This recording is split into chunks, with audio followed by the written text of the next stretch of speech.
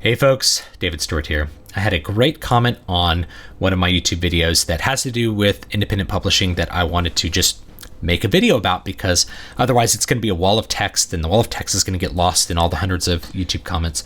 So let me make a video on it, and some of you might have some stuff to add, or this might be helpful in adjusting your expectations and mindset. Let me read it. Without giving me too much information or personal information, how much money do you expect, or how much money do you make in ebook sales? Roughly enough to cover the cost of making more? Or is it really a passion project? I want an idea what I could expect. I love this comment because it's expressing a great mindset about getting into independent publishing. First of all, what are good expectations? What should my expectations be? I want to avoid disappointment or anger or, all those things. If you don't have correct expectations, that's setting yourself up for disappointment. If you show up to the marathon thinking it's a 1K race, you're going to be hurting. So expectations are key. Expectations matter. The other part, how much money do you make? Is it enough to cover the cost of making more? A business mindset. This is a business. Independent publishing is a business, and it's good to approach it as a business and think about it as a business. And so this guy, Asan, is who made the comment. Great comment. Expressing an appropriate mindset, the kind of mindset that I think more people ought to have when they're considering what to do as far as writing books or self-publishing them or going some other route. I'm going to tell you a little story about most indie authors that I meet. And this is most indie authors I've met in real life and those that I've met on the internet.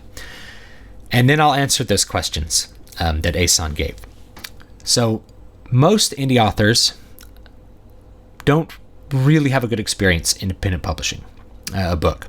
And here's how things usually go: is they write a book, then they decide that they're going to independently publish it. And there's a bunch of ways that you can get to that point. You can get shot down by a lot of agents or publishers, or you can decide that you want to keep all the money and you don't want to pay a publisher a bunch of money, because that's kind of what you're doing in essence. Or it could be that, you're writing a book in a much more niche genre, which that's not usually the case for this narrative that I'm writing. But you write a book and you decide you're going to independently publish it. So you do your internet searches and you start reading some articles on how to independently publish your book and all the stuff that you need to do to get it done. Then the money starts leaving your bank account because you read, you need to have an editor do all this stuff. So you find an editing service, and maybe you don't vet them that well because you're new at this, and you pay them a bunch of money to do a structural edit of your work. That's like the most basic kind of editing that gets down to the deep stuff. So somebody reads your book and they tell you a bunch of stuff that's wrong with it and what you need to fix, and you pay them hundreds of dollars, sometimes thousands of dollars. Usually it's like $1,100 to get like a 100,000 word manuscript edited. It can be less, it can be more, it depends on the editor. But it's a sizable investment. So you go back and you polish your manuscript and you do that. Then you have to hand it off to a copy editor who's going to polish all the grammar and stuff, and maybe a proofreader. And then you have to pay someone to format it for paperback and pay someone to format it for ebook. With a little bit of money, you got to pay a cover designer to design a good cover, and that can run up into the hundreds, maybe over $1,000. I think I've seen, there's $1,500 cover designers that are probably worth their money, depending on how you look at it. So you pay a bunch of money for a cover, and maybe you're in $2,000. I've known people who spent $5,000 publishing their book. So you're in for a lot of money, and you put your book out and nobody reads it. You sell a copy on day one. And this is also going to be true, by the way, guys, for a lot of people who do indie games. People put out games on Steam and no one buys them. They put out music and no one buys it or listens to it. It's true of several what are called scalable businesses, and I'll talk about that in a minute. So you're like, oh my gosh, no one's buying the book. So this author goes and hires a marketing firm to market the book. You gotta advertise to get sales. You gotta go find the readers and tell them that there's a book that they need to read. So the marketing firm, they give them a bunch of money. They rewrite the copy for the book. They go out, they spend a bunch of money on ads. They advertise all over the place. They generate all these other opportunities, and finally start to sell books. And you kind of realize that the amount of money that you're spending on the marketing, you're not even making it back, and you realize even if you're making it back, it's going to take like 50 years to pay down the initial investment. And so people kind of throw their hands up and say, this is for the birds, I don't want to do it. Or everybody's out to sort of milk money from authors at the expense of everything else. And so you get very jaded and you kind of give up. Now, the problem there is expectations. So I'm going to take that narrative and I'm going to put it to the side and we'll come back and deconstruct it. Let me answer the personal questions here. How much money do you make in ebook sales? I'll give you some rough numbers because I looked at them kind of recently. Last year, 2017, I made just under $500 in royalties off of Amazon. I have books published on other sites, but it's like a tiny fraction. So I really just focus on Amazon. That's the big one. So $500, that doesn't sound like a lot of money for writing a book. Like I want to make thousands of dollars, right? Let's think about how many books I sold to make $500. Well, all of my books in 2017 were either 99 cents or free. So 99 cents, I got to sell a book for 99 cents and I get 35 cents. So you can only do a 35% royalty on Amazon at 99 cents. So how many books did I sell? I sold the equivalent of 1,500 books. Some of the money was from Kindle Unlimited, which is a program. If you don't know what it is, I can't get into it here, but it's the equivalent of about 1,400 books, 1,500 books, maybe. Probably we'll just say 1,400. To me, 1,400 books is a lot of books have sold. That's 1,400 people who paid money for my work. That's pretty awesome. And there's a lot of people who like the books. That's even more awesome. So to me, when I see 1,400 and I see $500 in sales, that's 100% positive. Maybe you guys expected me to sell more books. Maybe you expected me to sell less books. There's also a big portion of book sales that isn't even part of that, right? Which is the books that I give away. I probably give away 2 to 3 times as many free books as I do paid books. I mean, sometimes way, way more. So add on to that 1,500 book sales, I don't know, 2,000 downloads, right? So there's 3,500 copies of my book that went out last year. There's probably a lot more actually. But 3,500, that's a lot to me. That's a lot of people who took a chance just trying to read words. Because even the 2,000 that didn't pay, they took a chance with their time maybe to open up the book. And that's really cool to me. So there's the sales. That's what it is. Maybe it's more than you expected. Maybe it's less. Maybe I'll lose all my credibility by not selling $100,000, but I'll talk about some important things with that in a bit. Second question here, roughly enough to cover the cost of making more. Did I make enough money to cover the cost of making more books? The answer is yes. The cost of me making books is really close to zero because I do everything myself. I don't pay a marketer. I don't pay an editor to chop it up. I edit it myself. I don't pay a proofreader. I have my beta readers actually proofread. I have you guys proofread it, and you guys are good at it. And I actually prefer customers to editors because customers, you're a person who paid for it. You have a more valid opinion to me than an editor who's probably not willing to buy my book anyway. So the customer feedback, by the way, is a little bit more valid to me, and it's informed a lot more decisions that I've made along the way, including how I decided to write Needle Ash in comparison to Water of Awakening. And by the way, most of my sales were in the second half of 2017. In fact, they were, if you look at it, it's like I was selling almost no books, and then I came out with Water of Awakening and I sold a lot of books. And then towards the end of the year, I started selling, October through December, I started selling a lot more books. And then in fact, in January, I've made almost as much money, I should say, as I made all of 2017. So the ability to make money keeps going up and up. And that's because I'm learning what I'm doing better. I'm learning how to write better books, and I'm also learning how to market them better. I'm learning how to write better sales copy. I'm learning how to do everything better. So if you enjoy the learning process as I do, that's part of the joy as well. So is it enough to cover the cost? Well, because I design my own covers and I keep my costs really, really low, yeah, it does. It's all profit for me. It's very little cost. I don't spend money on advertising, by the way. And that's a really important thing, that if you start looking up author services, you start looking up podcasts, you start looking up these different tools for authors, that's the part that's always missing. They never talk about the costs. You just have authors saying like, I pulled in 6 figures in royalties last year. It's like, yeah, but what was your cost of doing business? Because you're telling me your income, your inputs, without telling me any of the outputs. And that's basic business, but it's to sell you a service. And most authors actually don't make that much money, even if they're selling a lot of books. And I'll get in a little bit more detail. So is it a passion project? Yes, it is a passion project for me. It needs to be a passion project for you. You have to be passionate about two things to do independent publishing. You got to like writing books, and I really enjoy writing books. I think it's a fun challenge, and I like creating new stories, and I like figuring out my craft, and I like honing the book, and I love everything about it. It's really fun for me, and it's really challenging, and it's very satisfying. You also have to have a passion for learning a new business, because that's what I had to do. I've been doing this not quite for 2 years. I've been doing it about a year and a half. So in a year and a half, wow, I've learned a lot. I've learned a huge amount about how to do this business, and it's been a great experience. And I have a passion for learning new things, learning new techniques for cover design, learning how to do every part of my business better. I have a passion for it. I have a passion for doing YouTube videos and things like that as well. So yeah, you got to have a passion for doing it, but you have to think about the passion in the right way. It's like, I like this business and I like writing books. Bam, you are going to have a great time in independent publishing, and with the right expectations, the right mindset. I'm going to if you keep your costs low and manage your costs and manage your return on investment, then you can have a really great time, and you can feel like, even if it's a small amount of money, it's a little victory. And life is full of little victories. You know, if somebody makes $100 on a book, man, that's $100 worth of extra value. After you've paid everybody else, that's $100 of value that you've given other people in the form of art, and that's actually really cool.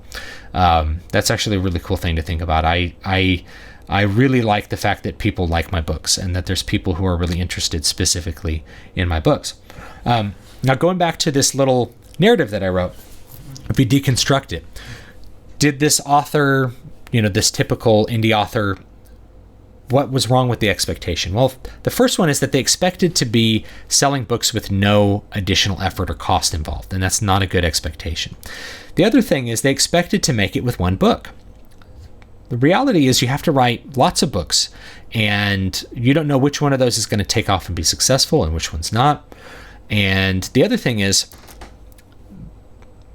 I don't know if you guys knew this, but when it comes to book sales, it's a highly scalable business, especially with ebooks. The cost of putting something on Amazon can be zilch, but you could sell 1 million copies. This is also the problem with the publishing business, is that it's highly scalable. When a business is highly, highly scalable, like publishing or music, recorded music or video games, where you can sell many, many, many copies, a huge, almost infinite amount when it comes to like your brain's ability to comprehend the number, that creates a huge amount of wealth inequality within that particular industry. So 99% of all the money that's made, 99% of all the money that's made by authors is made by 1% of the people who write books. The top 1%. Because someone like J.K. Rowling sells like 100 million books. That 100 million books may be more books than like all of an entire genre sells over decades. So you had to think about how much wealth ends up in the hands of that 1%. And it doesn't have to do with anything bad about J.K. Rowling or anybody else. It has to do with how scalable it is. And the other thing is, you can't really predict which one of those books is going to be exploding and selling millions of copies. You can figure out what made it successful after the fact, but that doesn't help you predict the next sort of Black Swan event. If you've ever read Black Swan by Taleb, author named Nassim Nicholas Taleb, he talks about these random, highly influential events that happen. And music, the Beatles were like this unprecedented thing. People didn't really predict the Beatles.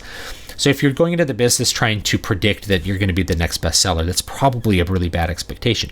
But if you go into it like, I'm going to put out books that I really care about writing, and hopefully they're the right books for other readers to read, and I'm going to try to write books that people want to read, then you could probably do okay in independent publishing. There's another problem right from the get-go of this narrative that I wrote. It starts with a person writing a book. Well, don't we all start writing a book by writing a book? Like, what else do you start with? Then we start with market research. Believe it or not, there's independent writers who do really, really well, who rather than writing the book that they just care about, or the book that's like in their mind, they look at, well, what kind of book do readers want to read? What kind of book would do really well in this genre? Is that a kind of book I want to write? And then if it is, the answer is yes, then they write it. And so they write it really specifically to genre expectations. And then it sells well because it meets people's expectations rather than just being a book that's sort of like a work of the heart. Now, for me, I write the stories that I really want to write. And, maybe they fit in with the genre, maybe they don't. But what I really care about is that it's like the story that really matters to me that I'm getting out. So for me, it is kind of more of a passion thing. It's more about the art being kind of true. But there are authors who, they write to the genre, and the expectation ought to be, I'm going to write what I want, and I don't care that much if I sell a ton of books, or I'm going to write really hard to the market and I want to sell a lot of books. You can't say I want to sell a lot of books and do what I want. Those expectations are kind of cross purposes there. The other expectation is that all the investments that you're doing on the book will convert into book sales, and they don't always. Because if you're writing a book that doesn't hit a genre really hard, like spending $1,100 on an editor, if you're not very good at the structure, especially when you write a book, that can be extremely valuable. That can pay for itself if you're writing a book that is going to sell at least like 5,000 copies without a problem. 5,000 copies is a lot. 5,000 copies is like an international bestseller for a lot of genres. So if you are doing that, then yeah, an editor's fine. If you're not doing that and you're realistic and you have the right expectations and you're like, well, maybe I'll sell 100 copies, you probably don't want to spend $1,100 unless it's purely I want to have the best manuscript for my own ego, which you may want to do. So when you think about it from a business, then you realize that a lot of these author services that are offered are kind of, there's kind of not much to them. Lastly, I did mention that one of the things that you are going to hear about a lot is these services that are offered, you're going to hear this thing, you're going to hear this service, or you're going to hear this piece of software that's related to authors. And the testimonial is always going to be some author that made 6 figures in royalties. What's missing from that is the cost. If they spent $5,000 getting the book ready to market and they spent $70,000 advertising and made $100,000 in royalties, well, they're actually doing okay. They made 25 grand on that book. That's actually really good, but it's not 6 figures. And so it sets the wrong expectation that if you do these things that they tell you to do, or get the service that they're trying to sell to you, that you're going to be that guy who makes 6 figures, and you're probably not. And that person might still have some kind of black swan effect going on. They might have randomly done really well. So that's not always a good idea to look at that. And you can always tell deceptive marketing for authors if they never talk about, if somebody only talks about royalties they generate and they never talk about any of the costs. Because if you're not talking about the costs, you're just leaving out half the picture to be deceptive, to make yourself look good. Because anyone can, if I had the money, if I had like a bunch of money sitting around in a bank account, I could go spend $90,000 and make $90,000 worth of royalties, right? Or maybe less. Maybe I spend $90,000 and it's an international bestseller, but I only make $50,000 in royalties, right? So it can go several different ways. And a lot of times there's authors who have $100,000 in royalties. They have like 20 books out that they're doing this kind of stuff on all their books. It goes back to that first expectation that you're going to write one book and somehow hit it out of the park. Now, you got to have a passion for writing books and a passion for learning the business and that sort of thing. So that is really what I want to communicate. That's the correct mindset. And don't let yourself fall into that trap. If you are an author, or you were looking to be an author, or you have a book in mind that you want to write, you want to start with the right goals in mind, which is that you want to do the book that you care about, or you want to do the book that's really going to hit the genre. You have to be willing and able to take a long time to even have a small amount of success like I've had. And you really want to have a passion for learning new skills. And I'll talk about all the skill stacks for independent authorship in a different video. Some of those I've mentioned in this video. But that's a really complicated answer to a more complex question than you realize. So it doesn't have to be a passion project. It can make you money, but it's not a good expectation to think that you're just going to make money by putting books out. It takes a couple years of investment of your time, and you really only want to invest the time if you care about the stories that you're putting out. You know what I mean? So that's that. Hopefully that's been informative. A little more rambling than usual, but a lot of information there. Please leave me your comments or additions down below about your experiences. Maybe you're an author and you've had similar experiences or met people with those kinds of experiences, and what you think the best mindset is. For me, it's the stories that I want to write. For other people, it might be, I really want to do this as a business, and that's gonna adjust a little bit your expectations as well. So that's it. You guys have a great day. Oh yeah, I have Patreon now, patreon.com/David V. Stewart. So if you would like to give me some money because you found value from these, or you run an ad blocker, then Patreon's a great way to do that. You can also just buy a book off Amazon. That helps me out as well. If you are on Patreon, if you're at the $5 a month level, I have like my whole library available, so you can read any or all of my books if you want. So that's it. You guys have a great day.